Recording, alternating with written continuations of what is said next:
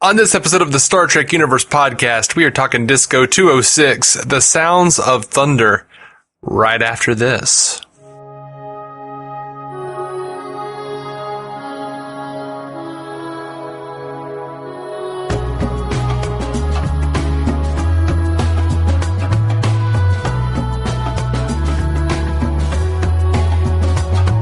Welcome to the Star Trek Universe podcast. My name's Matthew Carroll. I am David C. Robertson. Hey, buddy. Hey, man. So we have yet another episode of Star Trek Discovery. Yeah.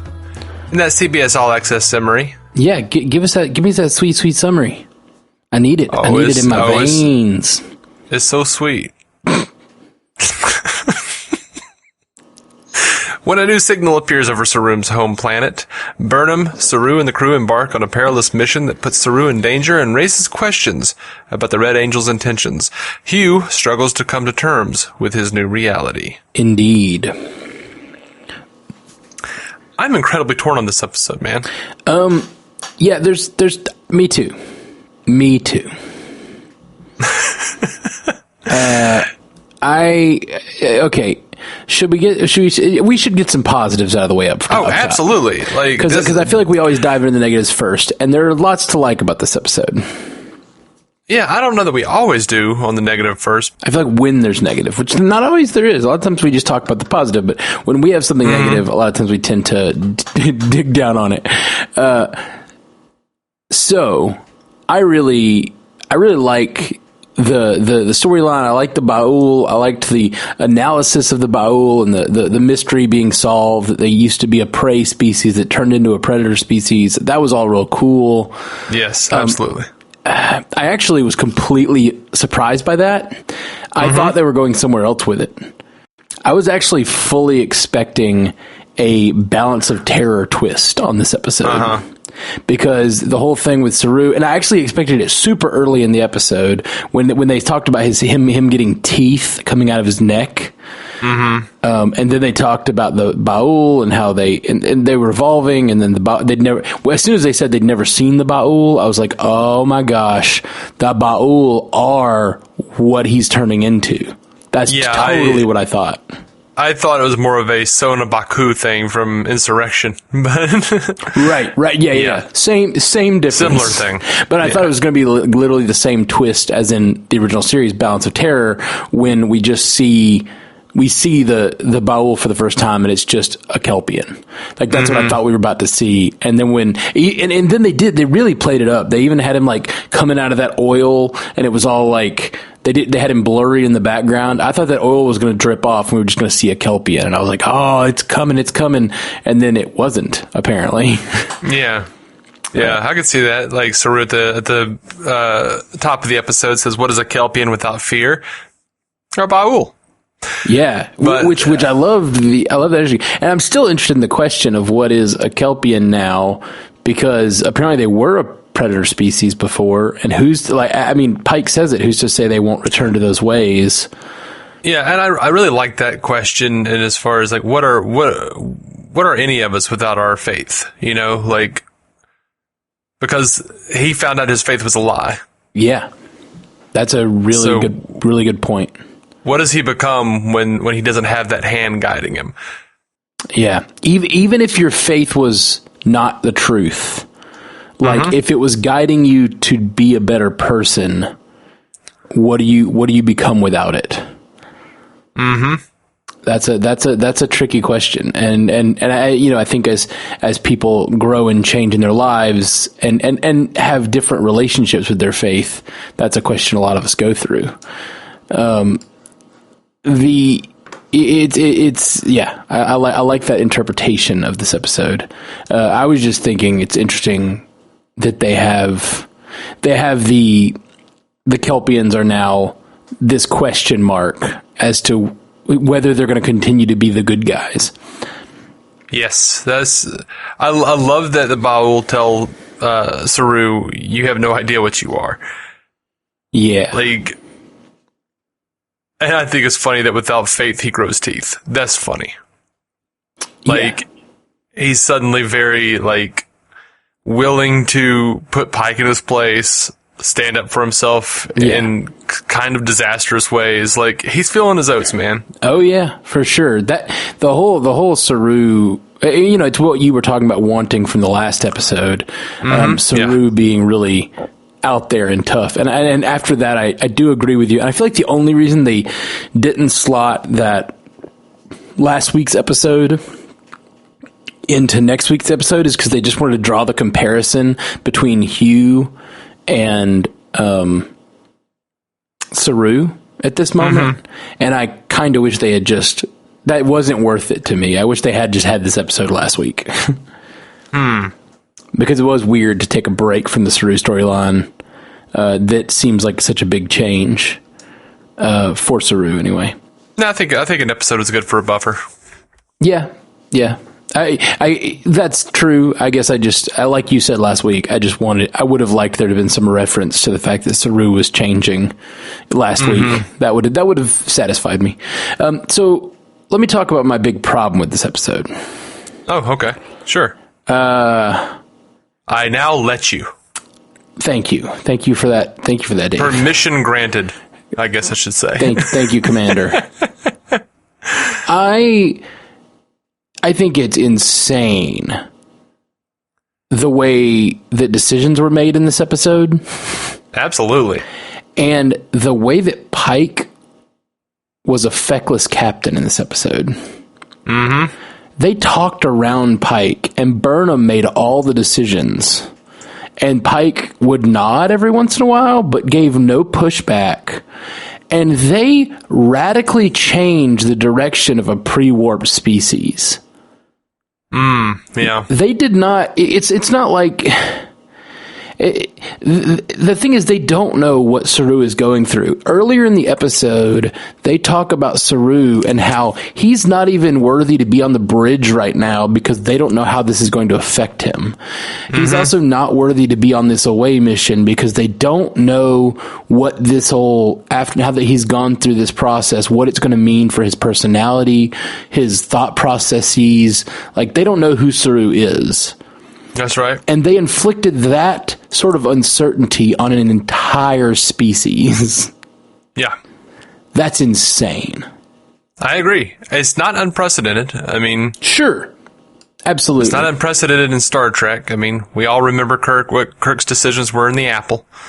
Your God is alive, basically. Right. Right. And it just boiled down to its essence. It's definitely not unprecedented, especially, I think, in the original series. But I guess in most cases when those things happen, maybe not in the original series, sometimes I think they just weren't putting full thought into certain things. I think there's a difference, and I think that, I believe that was true of the Apple and the Children of Vol. I think that's true here of the Kelpians. They were messed with by a warp species. I agree completely. I like that they dug in on the question of General Order 1 and what it means in this circumstance. And we got an answer that 20 years ago, the Baul did get warp drive, so they could be messed with. But it was a fuzzy thing whether they were allowed to mess with the Kelpians. And that's the thing. It's like, it's a judgment call whether you're allowed to even talk to this species. You know what we should do? Let's radically change their entire species way of life and like even their internal thoughts. Like, let's take their fear away. That's crazy. That is crazy.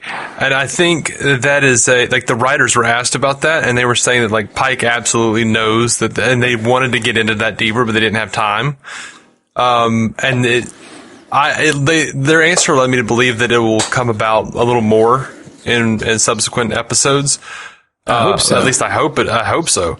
But, yeah, I think, like, from my own perspective, I think it didn't seem like Pike was feckless so much as he was trying to remain captain, and he did pretty, like, he was, pretty ballsy in telling Saru, get off the bridge, Yeah, no, that's not where, like, I think he pushed back on Saru, but the part that bothered me was that he didn't push back on when they're making these big decisions for the Kelpians, when Burnham is, like, bouncing back and forth with Tilly and the other crew members, like, they didn't wait on the captain to give a final answer as to what they should do. They just did it.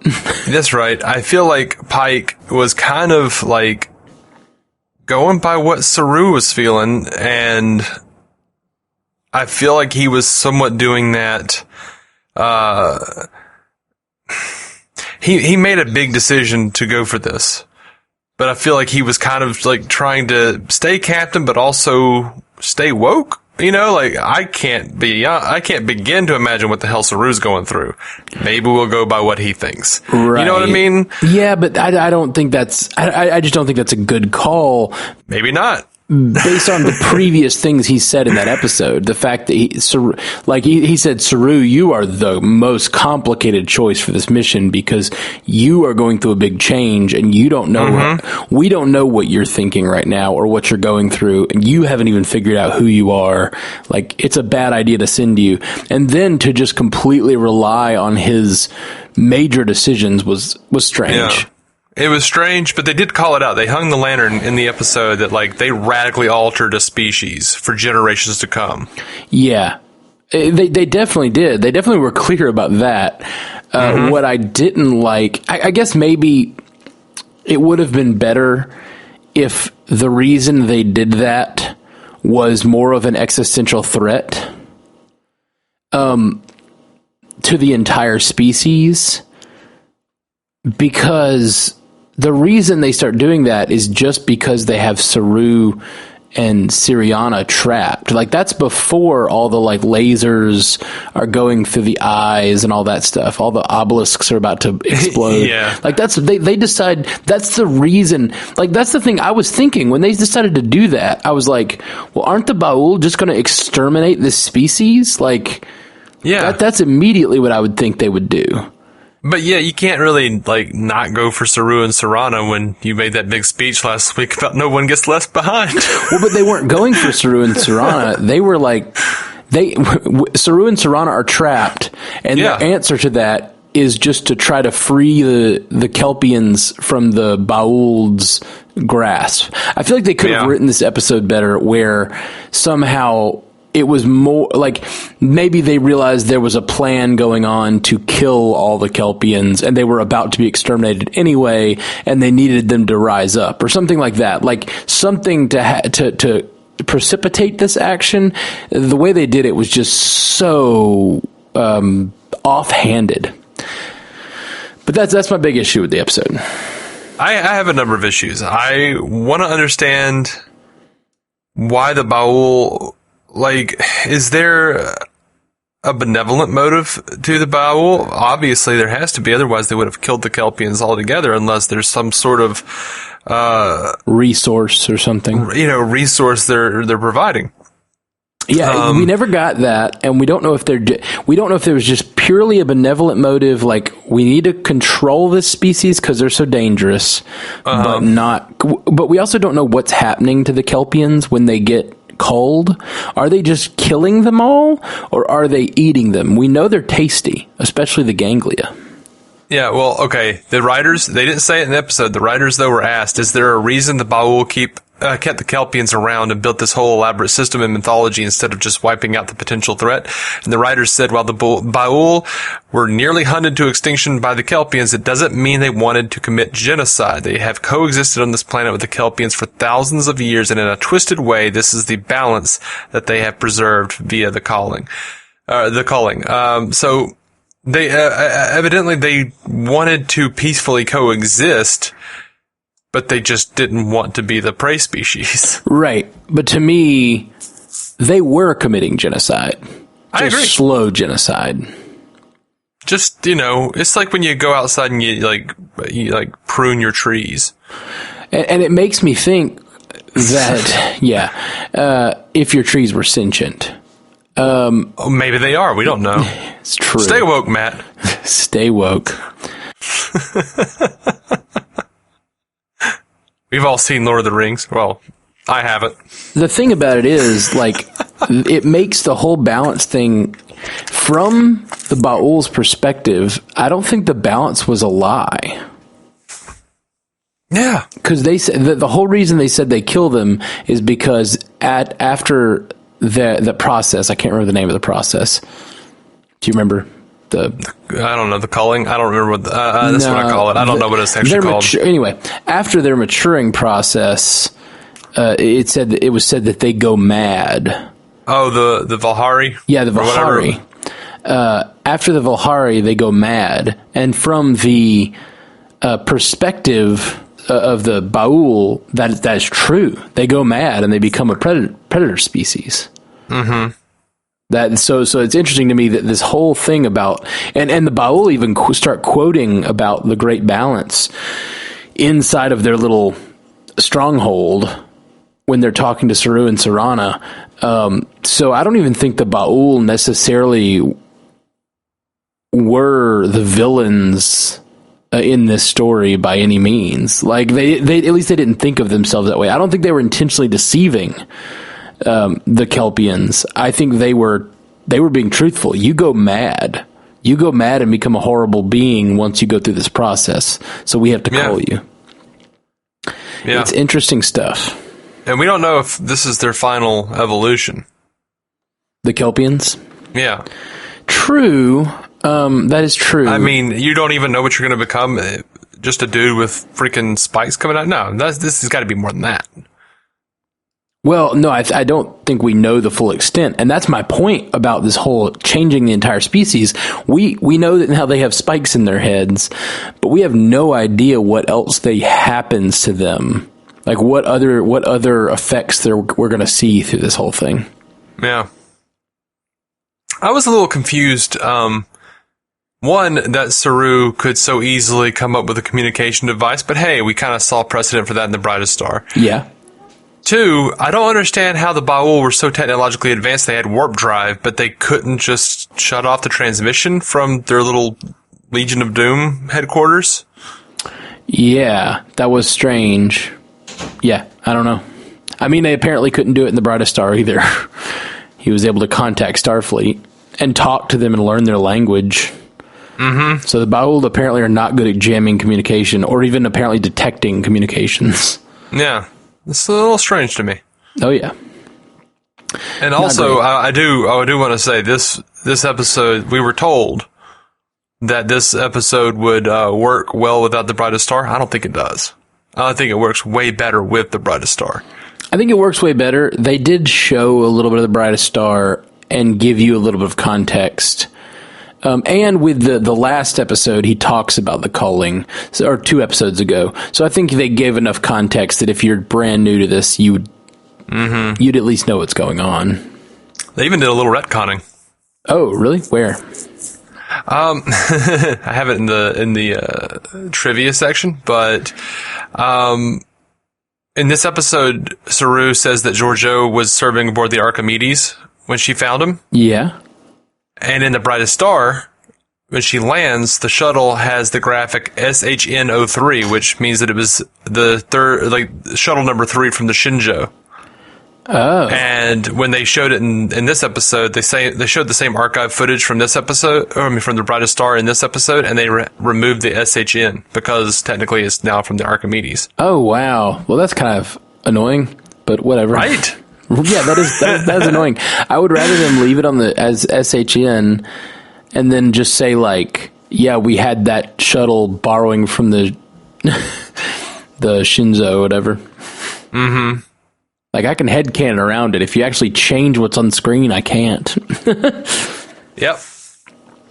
Bad job, CBS. Bad job. I mean, I kind of see it as the same thing as like, I'm not going to try to, headcanon why we see a cameraman sometimes in the panels on TNG.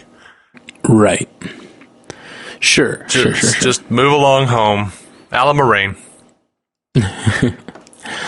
All right. What else happened this episode that we want to get into? See, I prepared things for in case you had problems with the episode. But I don't know if I want to bring it up because I don't have a problem with these things. Okay, so that's really funny that you're like it's one of the downfalls of being on Twitter a lot. It's because like people like pose questions and I'm like, that sounds like something Matt will bring up. I have an answer for that, and I make notes. Go ahead, but you're making whole conversations that I'm not even bringing up. All right, so I saw some people complain that it was stupid that Saru ran into his sister, and she was the first person he saw on the planet when they went home, and I just felt like he was looking for his dad, and he ran into his sister because she was now the priest. He just went to the priest's house, and that was his sister. That's not a problem. Yeah, I didn't see that as a big thing. I saw some people complaining that she met Michael and didn't have the ganglia come out, and I'm like, well, she didn't sense a threat. She didn't sense death. It's not, they don't have fear for everything. We've seen in the past where he thought he should be fearful, but he'd reach back and his ganglia didn't do anything. And he's like, he was like, oh, I guess it's okay. Like it's a premonition sense. It's not a logical sense. Mm-hmm.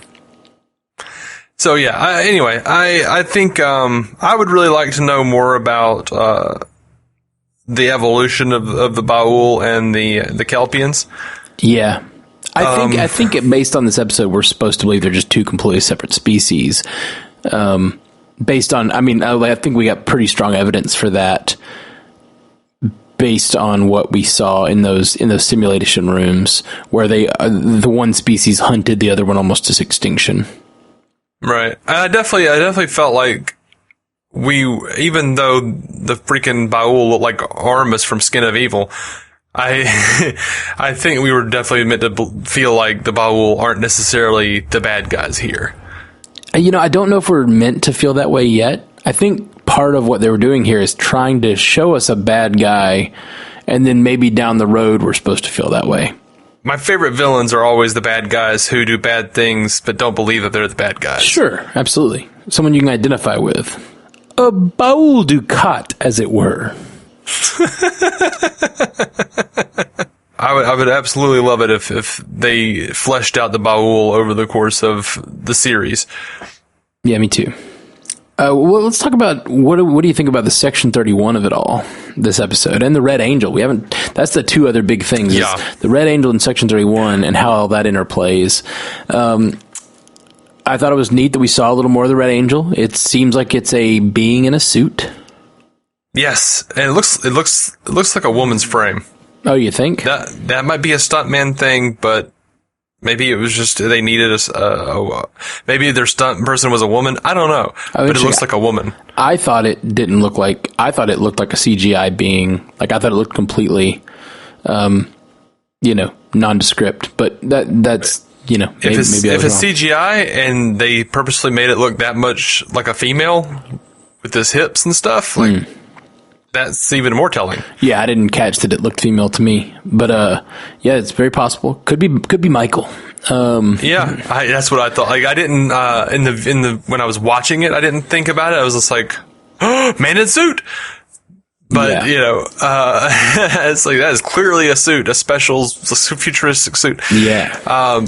And then looking at screenshots of it, I was just like, that looks like a lady's form. Yeah. Yeah, I guess it kind of does. I'm pulling it up now. I did not notice that in the episode. But yeah, she definitely has those hips. That's some childbirthing hips there. Oh, wow. Okay. What? Red Angel has the Red Angel has some childbirthing hips. We're going there with it. All right. I'm offended. What? That's not an offensive term. Just don't ever tell an individual woman that she has childbirthing hips, because they don't like that. I'm not saying they'd like that. I'm not saying that's all they're for. Right. Of course not. They just got the wide hips, is all I'm saying. Okay, so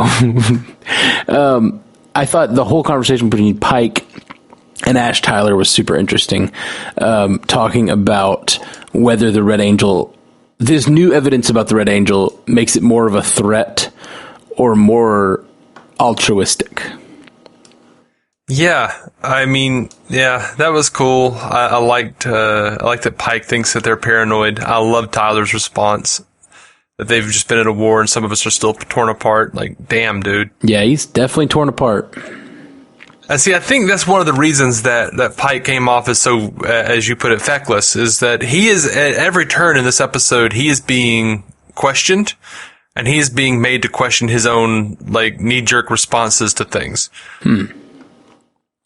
I just felt like literally the way the crew was running. That's what I mean by feckless, is literally the way the crew was making decisions was completely bypassing the captain, even up until making a decision that changed a pre-warp species forever. Yeah, and I think what we're seeing here, and maybe I'm giving the writers too much credit, I don't know.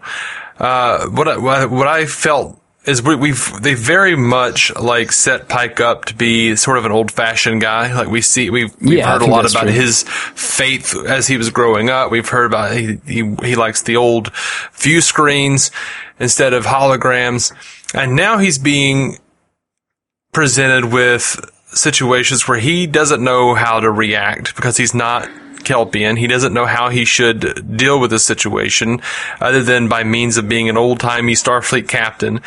He's got, he's looking for his first officer, but, his sister's on board and she's obviously like more emotionally invested than Pike would be. Like, I think he's just like on the sidelines because he feels like everything is moving way faster than him. And now he's got Section 31, an old classmate who's running in that circle. He's got this like brand new, maybe even Ash Tyler is somewhat an allegory for a transitioning person because he's both Klingon and human. So Pike doesn't trust him, but is he right to not trust him? Like, I think he's got a lot of shit going on. I was thinking about that this episode. Does he know that Ash Tyler's part Klingon or Klingon? I don't think he does. I don't know. I was thinking about that. I think he has to. I think that's part of the. I think he has to. Maybe. I don't know why he has to. I don't remember the truth of it, but I don't remember them discussing that specifically. And I think that might be one of those things that Burnham hasn't told him because it's classified. I don't know that that's because he knew that he was with L'Rell, and he knew that he snapped Culber's neck. Oh, did he? Okay, then yeah, he probably does know all that. That's why he doesn't trust him. Okay, cool. I didn't remember that. I just thought he didn't trust him because he was Section 31. Well, but I think that Pike is dealing with a situation of he's not with it. He's not able to handle this sort of scenario. Yeah, like I think he is deferring to more experienced judgment calls from other people because he feels behind the times. Yeah. I think that might be something they're pushing towards. Hey, did I tell you, this week, I want to thank them on this cast too. I thanked them on the MCU cast. Some of our listeners, Trella and Mike, they came out to my show this weekend, which I thought was the coolest. Like, I don't think I've ever had people that just know us from the podcast, like, come out to a show. For those of you who don't know, I'm a musician. That's what I do for a living. So I was playing in Atlanta last weekend, and they showed up at the show and listened, and I thought that was super rad. But Mike brought up a theory. He wanted to point out the fact that the Red Angel and Spock and time travel lead him to believe that all of this has to do something with the red matter from the Star Trek 2009. Okay. What do you think of that? That was kind of a vague thought that I had a few weeks ago about, like, I was just like, oh, that's funny, Spock and Red Angel and Spock and red matter and time travel. Yeah, I wonder if that's going to pan out. It does seem like it's possible that Kurtzman is in this as well. Yeah, that's the other thing, Kurtzman. Yeah, sorry, I was thinking about, like, there's a lot of little connections there. After he left me, I was sitting there playing my set. It's really funny when I'm playing my set, I'm playing like pop songs and I'm really in my head and running through like Star Trek theories. I'm like playing a Justin Timberlake song and I'm up there like, but what if Kurtzman is involved in the red matter and the Red Angel and it's just, and I'm like, cry me a river. But yeah, I thought that was pretty interesting. It definitely has enough connections there to be sort of a viable theory. Yeah, I don't like that would be neat if someone from the future was using the red matter to harness enough energy to time travel independently of a starship. That'd be neat. Yeah, absolutely. I mean, Spock did it with a pretty small ship. Well, he didn't really do it with a small ship so much as he got sucked into true. Like he got sucked into the gravitational pull of the wormhole that it caused when he put the red matter into the Hoba star. Yeah, that's true. What do you think? Do you think the Red Angel is benevolent? I think it is. I think it's well intentioned. I would agree with that. But I don't think it's going to turn out to be a good thing that this creature is doing it. Right. So here's my theory for the season. Where we're going. We've got Section 31 who mistrusts this creature and who has shady and sometimes amoral motives and methods. And we have this Red Angel who's, doing pretty large things. I have a feeling that Section 31 is going to do something to stop the Red Angel or, do some sort of big thing to the Red Angel. But the Section 31 is just going to clearly be in the wrong, like just straight up in the wrong in the scenario, which might be one of the things that could drive, say they actually caused the extermination of a species because they stopped the Red Angel from doing its work. And that could be one of the things that drives Section 31 underground. And then we get a Section 31 series that's like a spin-off and they've gone completely underground and it's more like what the traditional Section 31 we think of is. Yeah, that's possible. I think that's probably a good call, but I also think that whatever they do that will drive them underground, they're going to do something drastic and terrible. But I think that no one is going to be right here. I don't think anyone's going to be in the right. You know what I mean? I think it's going to be everyone has a completely wrong assumption about the Red Angel. Like maybe Starfleet proper is too trusting. Pike and Burnham are too trusting. Section 31 is too paranoid. It's going to be like some sort of, that's why I think that like the Red Angel is going to be like well intentioned, but ultimately going to screw everything up. Yeah, I think it's a good point that I don't think the Red Angel is necessarily going to be completely in the right, because there's always unintended consequences to doing anything, and time travel is definitely one of those things. There's a lot of time travel, and a lot of major things have happened this season. Yeah, it's keeping me interested though. Yeah. It makes me, and obviously we talk about canon all the time, but this definitely could be a backdoor way of breaking us out of the regular canon. Or it could be a backdoor way of fixing the canon. Yeah, for sure. What is interesting to me about this time travel, this traveler's coming from the future, right? Mm-hmm. So we assume. Maybe. Right. I'm going to make some assumptions. Well, they said it was more advanced than anything they had seen. Right. Which could mean it's a time-traveling preserver. Who knows? Mm-hmm. It's craft. The craft ain't got those hips. Ooh. What? Yeah, that's what I just thought about. What if it's Discovery, man? What if? Yeah, no, absolutely. What did he name Discovery in the future? He called her something. I don't remember. Or she called herself something. She called herself something, probably from that Funny Face movie. Maybe. She called him Funny Face. I don't remember what she called herself. Anyway, but yes, so maybe it is. I doubt it. That's a silly thing. Right. So if we assume this being is from the future, which I think is a pretty safe assumption. Yeah. Then, look at it's traveling through this universe and going to any time that it could, it is going to a very specific time period. So all of these red signals that are happening in the sky, it seems like they're all pretty close together and causing these effects.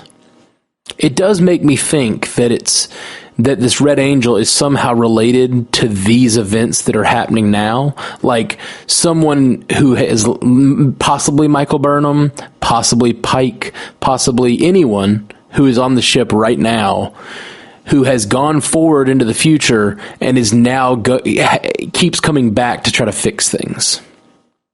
That's a solid point, but this Red Angel also deemed it necessary to go back in time to World War III and save a group of people. Absolutely, and the only thing I thought about that same thing, and the only thing about that would be is if for some reason that planet they visited was necessary to the plan. So then then you also get into all kinds of causality issues where the reason they're going to these places is because of the Red Angel. Mm-hmm.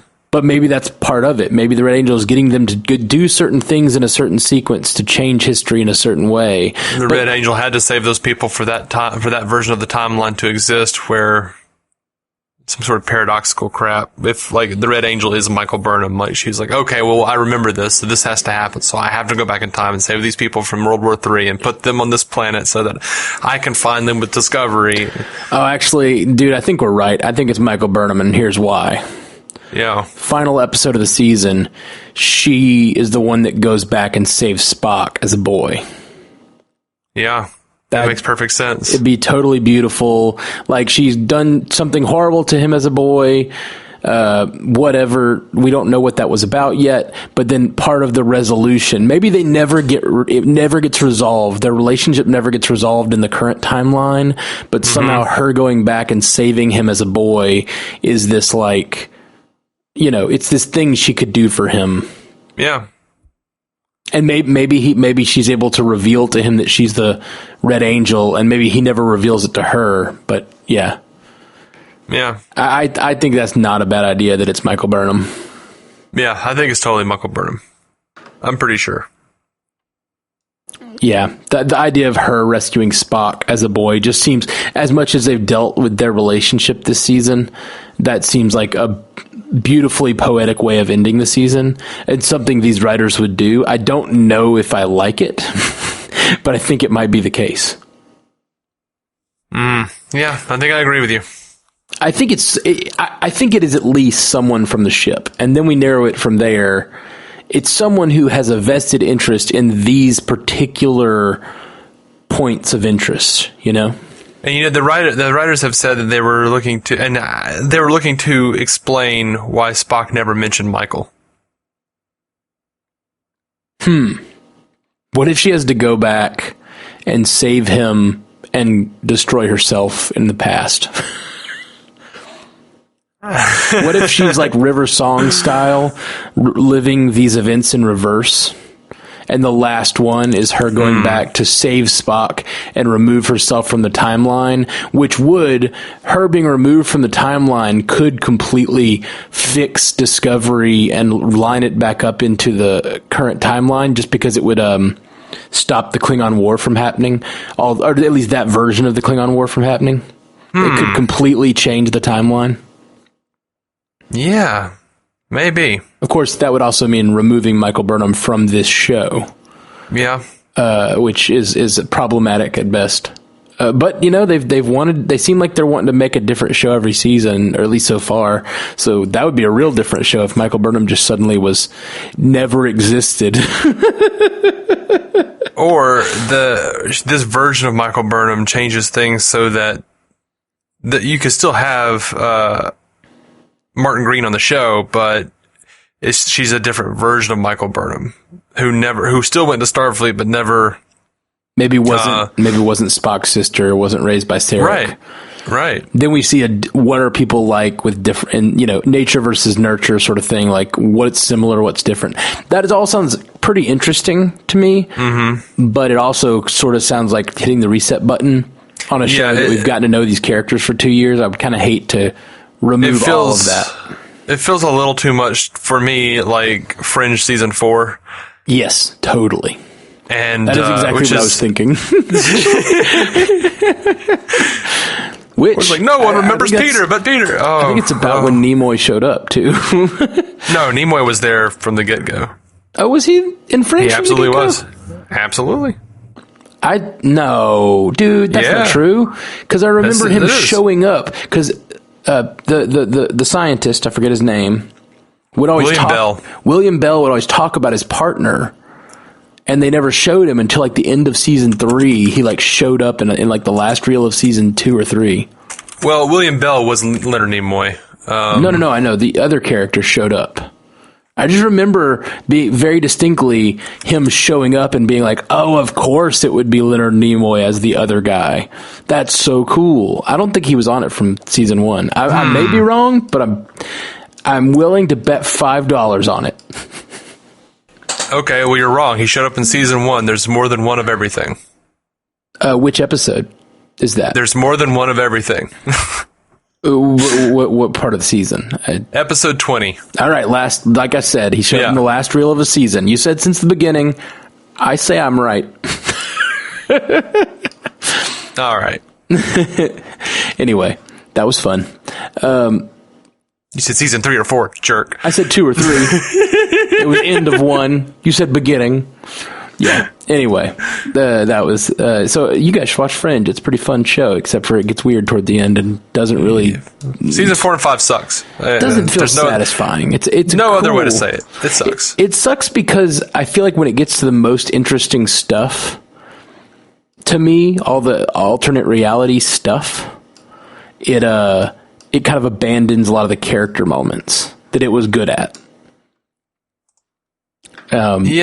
Which may be what they did with Lost too, honestly. You know, it's like, it's all about characters in the beginning, and then they say it's all about characters in the end, but like, they really start diving into some nerdy stuff that I really enjoy, but they kind of lose some of the thread on some of the characters, I think. I disagree on that they lose the thread of the characters in Lost, but you and I disagree on Lost. I'm pretty happy with it. I'm mildly happy with it. All right, let's get back to Star Trek. Yes. I think that's about all I have to say about this episode. What, you got any quotes or trivia? I do. Let's see. First up, some quotes. I liked Saru's. For 18 years, I dreamt of returning to my village. It has not changed at all, but I see it quite differently now. Yeah, I liked that. I think anyone who has ever like moved out of your hometown and then come back has felt that way. Yeah. Oh, yeah. You don't change. The place doesn't change, but you change so much your perspective is different. It's cool. Yeah. I liked Pike here when he says, "This is Captain Pike. I will not allow you to wipe out an entire race. Your fear of the Kelpians has blinded you to a peaceful solution. Starfleet can help you negotiate a new balance between your two species, protecting everyone on your world. However, if you choose to murder the entire Kelpian population, you will become our enemies. Choose wisely." Yeah, that's my favorite Pike moment of this episode. I said he acted feckless, and I'd still stand by that, but that moment was badass. And my favorite quote of the episode comes from Pike. "Reese, hail those bastards."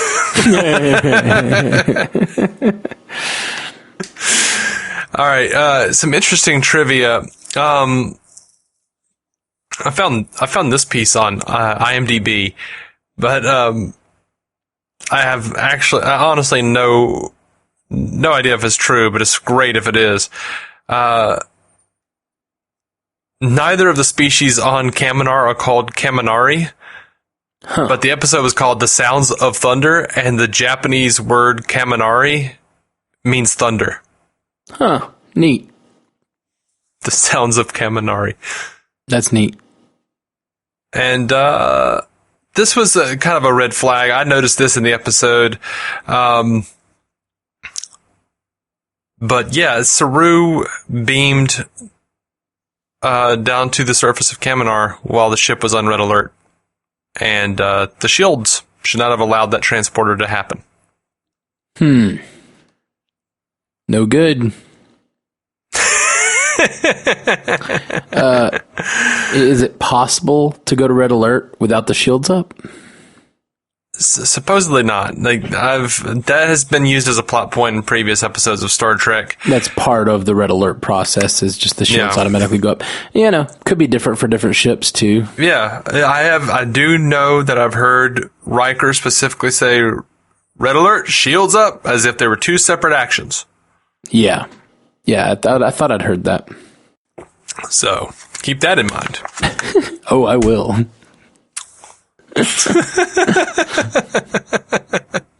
That's all I got, man. That's cool, man. Well, guys, thank you for listening to the show tonight. It was fun. We got to it kind of late this week because, as I mentioned, I was playing in Atlanta all last weekend, so I just got to watch this episode on Tuesday. So next week, do we have an episode next week? Yeah, I think so. Okay, I thought so. Let me check.